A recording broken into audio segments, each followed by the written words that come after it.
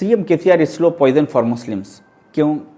क्योंकि 2017 में इन्होंने असेंबली में ठहरकर मुसलमानों से उर्दू ज़बान को लेकर एक वादा किया था कि मैं उर्दू को बहुत तरक्की दूंगा तेलंगाना में।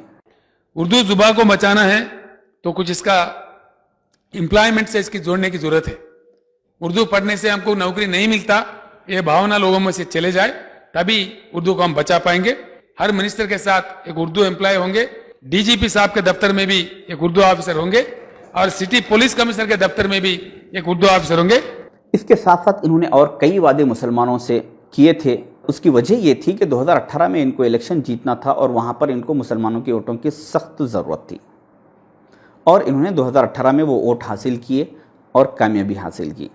2018 के बाद इन्होंने उर्दू को कितना बड़ा नुकसान पहुंचाया, आप उसका इस बात से अंदाज़ा कीजिए। उस्मानिया यूनिवर्सिटी, जो कि हिंदुस्तान की नहीं बल्कि दुनिया की एक मशहूर यूनिवर्सिटी है, जिसको 1918 में मीर उस्मान अली बादशाह ने क़ायम किया था और उसका एक लोगो बनवाया था। उस लोगो पर इंग्लिश, उर्दू और अरबी में तहरीर था। 2020 में जब सारी दुनिया, सारा हिंदुस्तान और तेलंगाना जब कोरोना की वबा में परेशान था, उस वक्त अंदरूनी तरीके से किसी को कानो कान खबर ना हो, उस अंदाज में 16 अक्टूबर 2020 को सीएम केसीआर साहब ने उस्मानिया यूनिवर्सिटी के लोगों को चेंज कर दिया और उस पे से हमेशा हमेशा के लिए उर्दू और अरबी को ख़त्म कर दिया। इन्होंने उर्दू को क्यों लोगों पर से निकाला? आप उस्मानिया यूनिवर्सिटी की विकिपीडिया चेक कीजिए। इस यूनिवर्सिटी में अभी तक 80 से ज़्यादा ममालिक से स्टूडेंट्स आके तालीम हासिल कर गए और आज भी कई मुल्कों के बच्चे यहाँ पे तालीम हासिल कर रहे हैं।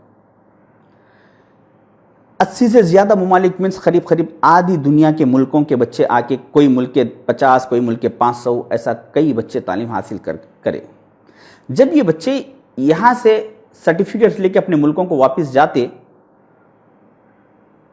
और गवर्नमेंट ऑफिसों में जब ये सर्टिफिकेट सबमिट करते जॉब्स के लिए, तो वहाँ की गवर्नमेंट ऑफिसर्स ये सर्टिफिकेट देखकर इस पे लोगों और लोगों पे उर्दू में इस यूनिवर्सिटी का नाम तहरीर किया हुआ देखकर इस बात का अंदाज़ा करते कि उर्दू एक दुनिया की कितनी अहम लैंग्वेज है, जिसकी वजह से इतनी बड़ी यूनिवर्सिटी के लोगों पर उसका नाम उर्दू में तहरीर है। इस हिसाब से तेलंगाना से उस्मानिया यूनिवर्सिटी से दुनिया के 80 मुल्कों तक उर्दू पहुंच रही थी और उर्दू को इंटरनेशनल लेवल पर अहमियत मिल रही थी, मगर वो चीज़ सीएम केसीआर साहब को चुभ रही थी। इस वजह से उन्होंने लोगों पर से उर्दू को ख़त्म कर दिया। शायद के 2023 के इलेक्शन के बाद ये उस्मानिया यूनिवर्सिटी का नाम बदल के अपना या किसी और का नाम रख ले। आप समझ रहे होंगे कि ये पॉसिबल नहीं है। जब ये लोगो चेंज कर दिए तो हम क्या करें? जब ये नाम भी चेंज कर देंगे तो जब भी हम यही समझेंगे कि इसके बाद अगर कुछ करेंगे तो जब हम देख लेंगे। 2023 के बाद शायद के उस्मानिया यूनिवर्सिटी का नाम चेंज हो जाए। इसकी पेशेनगोई के तहत मैं आपको एक मिसाल दे दूं। हैदराबाद यूनिवर्सिटी, जो कि गच्चीबोली में कायम है, इसको 1974 में कांग्रेस गवर्नमेंट ने इसको कायम किया था। इस यूनिवर्सिटी का नाम हैदराबाद के नाम से रखा गया था।